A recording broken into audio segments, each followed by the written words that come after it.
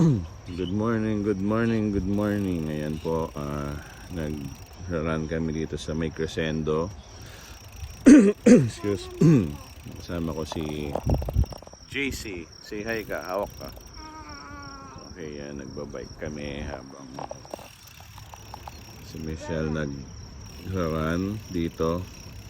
So, 1 hour daw siya magra-run. So, ilang kilometers yun? 7 kilometers. So ayan, yan ang view dito.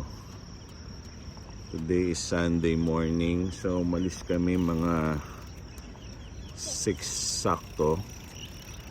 So and then yan, pagdating namin dito medyo maliwanag na. Ayan, so yan, hinihintay pa namin si Diana. So oo, ganda, malamig ngayon, masarap yung weather. And then marami na rin nagja-jogging. Saka maluwag, walang masyadong tao. Maganda rito ngayon mag-run. Kaya nga we make it a point na ginagawa namin to every Sunday.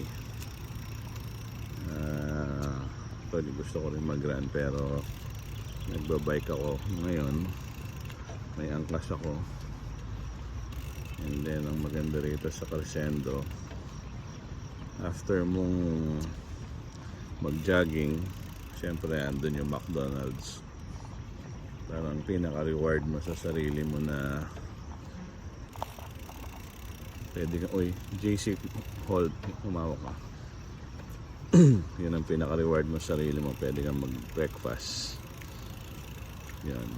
So ayan, walang tao, and then maluwag yung lugar. Napakaganda.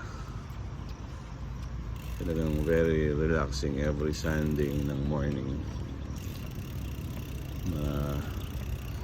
We make it a point na makakapag-run kami dito.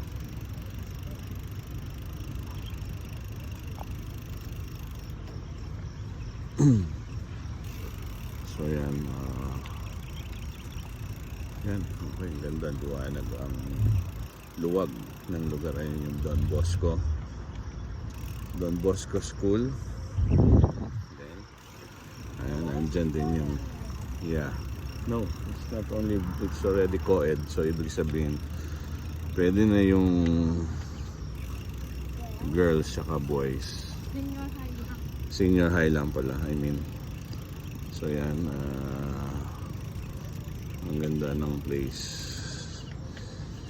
So yan.